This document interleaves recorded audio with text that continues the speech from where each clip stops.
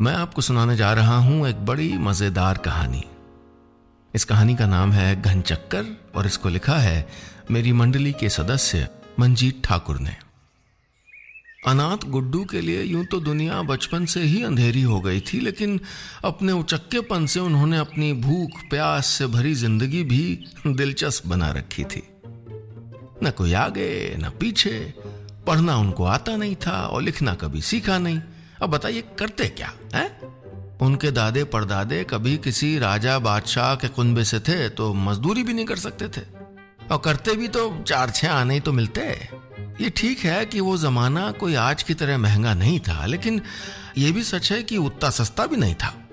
पुराने लोग कहते हैं कि उस जमाने में दूध घी की नहरें बहती थीं। अरे भैया, खालिस झूठी बात है। अमा उस जमाने में भी गरीब 2 जून रोटी को तरसता था और अमीर इत्र तेल फुलेल चुल्लुओं में मला करते थे। ऐसे में गुड्डू साहब उठाए गिरे बन गए। सब मजे में चल रहा था कि एक दिन अचानक कोतवाल को गुड्डू का बुलावा आ गया। मियाँ गुड्डू थाने पे पहुंचे भर कि मौजूद शिकायतियों के बोल फूट पड़े।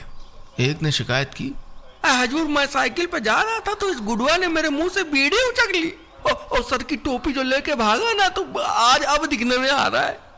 पहले वाले की शिकायत खत्म भी नहीं हुई थी कि दूसरा बोल पड़ा, साहब मेरी पसली पे जो इसने घूंसा मारा ना कि मेरी सांस अंदर की अंदर बाहर की बाहर रह गई, मुझसे हिला भी नहीं गया कि मेरी गठरी लेकर चंपत हो गया।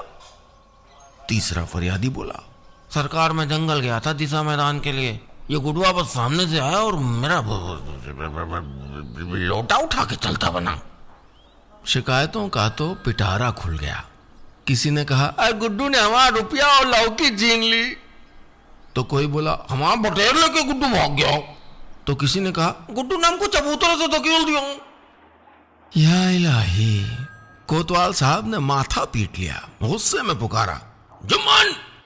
6 फीट लंबे जुम्मन आए और बिना किसी चेतावनी के गुड्डू को अपने पैर के 1.5 पाव का जूता उतार के दे दनादन।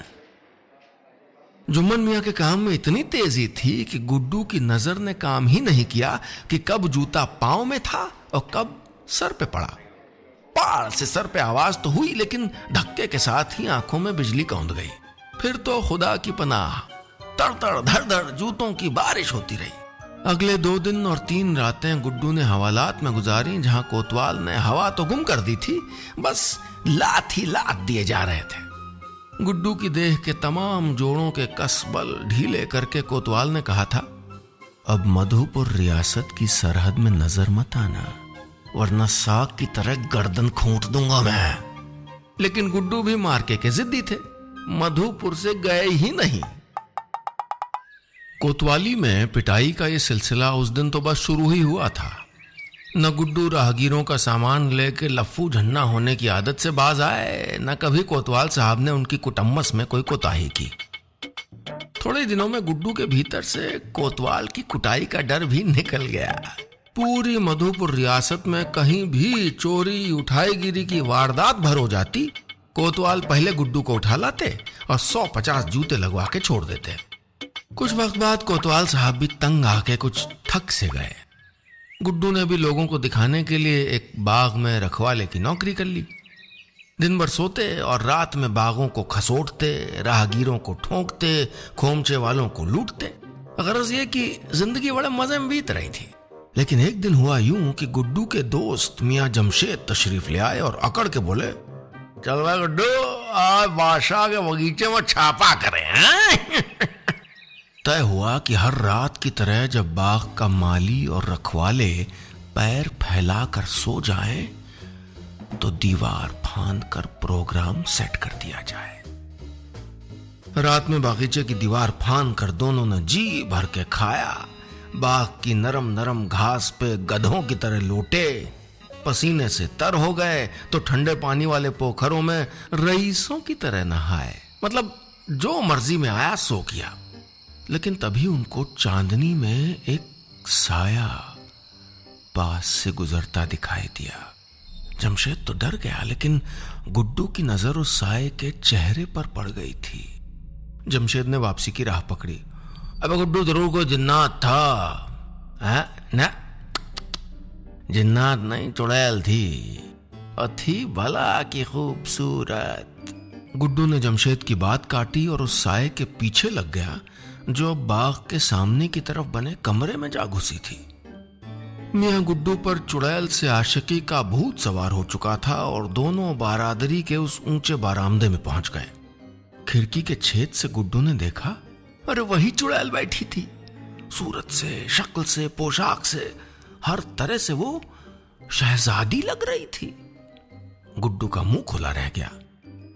या अल्लाह, मैं तो शहजादी को चुड़ैल समझ बैठा था। उस लड़की के चेहरे पे ऐसा रौब था कि कोई देखते ही कह देता कि वो मधुपुर के बादशाह की बेटी है। लेकिन यहां तो बादशाह सलामत भी मौजूद थे और अपनी प्यारी बेटी से किसी बहस में उलझे थे। गुड्डू और जमशेद के पैर जम गए। नमाज छुड़ाने आए थे, रोजे गले पड़ गए। अब न भागते बन रहा था न रुकते। बादशाह सलामत अपनी नाजनीन बिटिया का ब्याह सुल्तानपुर वालों के यहाँ कराना चाहते थे और शहजादी साहिबा थीं कि हत्थे न चढ़ती थीं। शहजादी का तर्क था कि सुल्तानपुर के नवाब असल में बड़े गंवार किस्म के लोग हैं और शहजादी उनके यहाँ ब्याह नहीं करेगी। बादशाह ने बड़े मुलायम अंदाज में बिटिया को समझाने की कोशिश की कि ऐसे किसी को गंवार नहीं कहते हैं, लेकिन शहजादी ने समझा कि अगर बात पे न अड़ी तो माना जाएगा कि उसको रिश्ता मंजूर है, लिहाजा वो अड़ गई। बादशाह तमक उठे। अरे उनका तमकना लाजिम था भाई। उनके परदादा ने अपने 22,500 आदमियों सहित प्रशांत महासागर के बीचों बीच चट्टानों और टीलों को तोड़कर 200 मील लंबा और 150 मील चौड़ा टापू बनवाया था और वही तो उनकी रियासत मधुपुर थी। लेकिन मौजूदा बादशाह का अकेले वीराने समंदर में मन घबराया तो उन्होंने कंपनी का ठेका दिलवाकर मधुपुर को ये आजमगढ़ गाजीपुर साइड में कहीं स्थापित करवा लिया था। तो इतने इकबाली बादशाह क्या अपनी ही बेटी से हार जाएंगे? गुस्से में कांपते बादशाह ने लड़की को धमकी भरे अंदाज में कहा, मैं तुम्हारा ब्याह ऐसे गंवार से कराऊंगा कि अपनी हस्ती तक भूल जाओगी। इधर अगली सुबह पूरे मधुपुर में कहर बरपा हो गया। हर किसी की जबान पर यही बात थी कि किसी ने बादशाह के बागीचे को उजाड़ के रख दिया। गुड्डू ने खबर सुनी तो रातों रात निकल लिया। इधर उधर चोरी चकारी करता पखवाड़े भर बाद फिर से मधुपुर पहुंचकर जैसे ही शहर की दीवार के भीतर पैर रखा कि पता नहीं कहां से कोतवाल साहब अटके। गुड्डू ने समझा कि भैया लो शामत आ गई, लेकिन न तो हथकड़ियां डाली न जूते पड़े, बल्कि कोतवाल साहब ने कहा, जनाब आपको जहां पना याद फरमाते हैं। गुड्डू के पसीने आ गए। खुदा इस जालिम बादशाह के चंगुल से बचाए। सीधे कोतवाल के पैरों पे जा गिरा। अरे मुझे छोड़ दीजिए, मुझे छोड़ दीजिए, जो कभी मधुपुर का रुख भी किया तो मार डालिएगा सरकार। लेकिन उन्होंने एक न सुनी, सीधे जहां पनाह के पास ले चले। कोतवाल ने कहा, जहां पनाह ये वही है जिसने शाही बाग पे डाका डाला था। ये वही आदमी है हुजूर जिसके आगे मेरी जबरदस्ती हार गई।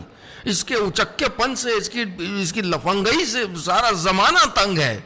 सारे कांस्टेबल इसको पीटने से डरते हैं कि इसका तो कुछ हो ना हो, जूते जरूर टूट जाते हैं। इस आखिरी बात से जहां पनाह बेतरह हंसे और प्रधानमंत्री से कहा, इसे जरा आदमी बना के लाओ। गुड्डू ने सुन रखा था कि जहां पनाह अपने मुजरिमों को तरह तरह के रूप धरवा कर सजा देते हैं। मिसाल के तौर पर अगर कत्ल करवाना हो तो पहले किसी से निकाह करवा देते हैं या फिर अच्छे कपड़े पहनाते हैं और उसके बाद धड़न तख्ते से झुलाते हैं। हाय दैया, गुड्डू की जान हलक में अटक गई। घंटे 2 घंटे में मालिश से लेकर हजामत तक और नहाने से लेकर शानदार कपड़ों तक सब हो गया। गुड्डू को उस बकरे की याद आ रही थी जिसे हलाल करने से पहले बहुत नहलाया धुलाया जाता है। वो उस घड़ी को कोस रहा था जब वो अपने दोस्त जमशेद के बहकावे में शाही बाग में घुसा था। बन ठन कर गुड्डू के तैयार होते ही प्रधानमंत्री उसके पास आए। बोले, शहजादी साहिबा के साथ अभी तुम्हारा निकाह होगा और तुम दामादी में लिए गए हो। जाओ जहां पनाह के सामने सजदा करो। गुड्डू समझ गया कि सारा इंतजाम उसके कत्ल के लिए जुटाया गया है, जहां अपराधी का खूब मजाक बनाकर सारे दरबारी खुश होते हैं। गुड्डू चीखा, जहां बना, इस कोतवाल की मुझसे दुश्मनी है, मैं बेकसूर हूं जहां बना। चुप बदमाश! बादशाह ने शाही रौब के साथ उसे डांटा और प्रधानमंत्री से कहा, जरा हमारा बड़ा बेत तो लाना। बात की बात में एक लचकदार बेत हाजिर कर दी गई। काजी साहब ने कहा, शहजादी रोशन आरा के साथ आपका निकाह आपको कबूल है? अब गुड्डू समझा कि क्या मतलब है। कोई बहाना तलाश किया जा रहा था, सो मिल गया है। इधर मियाँ गुड्डू कहे कि हाँ, मैंने शहजादी को अपनी बीवी बनाना मंजूर किया, और उधर उनकी खाल खिंचवा कर उसमें भूस भर दी जाए, क्योंकि ये गुस्ताखी तो कोई ऐसी थी नहीं कि जिसको माफ कर दिया जाता है। या कहीं बादशाह को उस रात बाग में उनकी बेटी के साथ नोकझोंक के इन दो गवाहों का पता चल गया था क्या? गुड्डू को लगा पर्दे के पीछे जल्लाद नंगी तलवारें लिए खड़े हैं। फौरन से पहले वो बादशाह के कदमों में था। हजूर, मैं बेकसूर हूं, हजूर। उसकी बात अभी पूरी होने भी नहीं पाई थी कि जहां पनाह के हाथ में मौजूद बेत की आवाज सबसे हवा में गूंजी और गरीब गुड्डू की पीठ पे चिपक गई। प्रधानमंत्री बोले, अरे कमबख्त, नवाबी पे आके भी पिट रहा है, अब इनकार करेगा तो खैर नहीं है।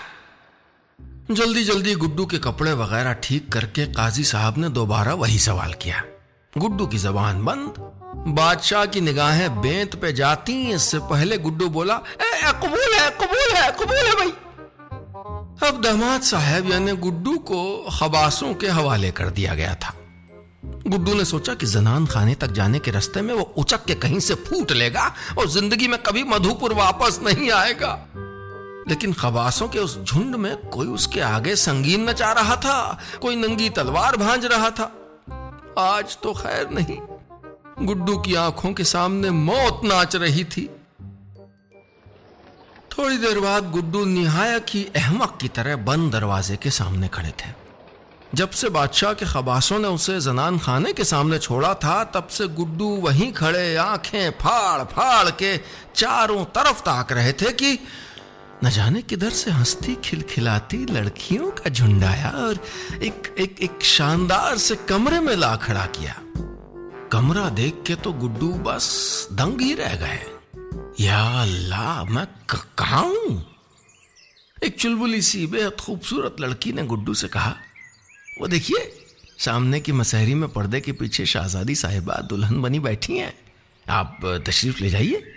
मगर मसहरी को हाथ लगाने से पहले उनकी इज्जत में बड़े लिहाज से पुकार के अर्ज कीजिएगा कि सलाम अर्ज है, और साथ सलाम पेश कीजिएगा।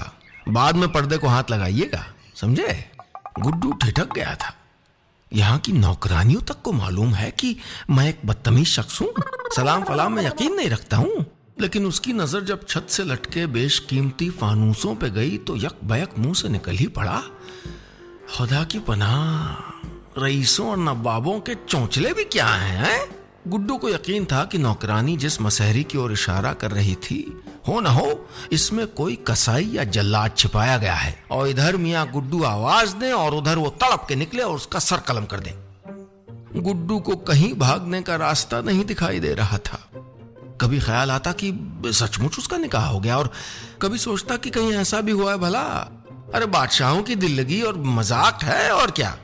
बादशाह सलामत उसको कड़ी से कड़ी सजा देना चाहते थे, और इसी वास्ते अपने मन बहलाव के लिए ये निकाह का तमाशा सूझा है उनको। गुड्डू इस उधेड़बुन में ही था कि एक तमकती हुई बुढ़िया आ गई। देखने से लग रही थी कि वो इन खबासों की हेड है। उसने कहा, जहां पनाह ने पूछा है कि आप क्या कर रहे हैं। गुड्डू कुछ बोलता इससे पहले लड़कियां चीख पड़ी, अरे नवाब साहब तो कमरे में जाते ही नहीं है।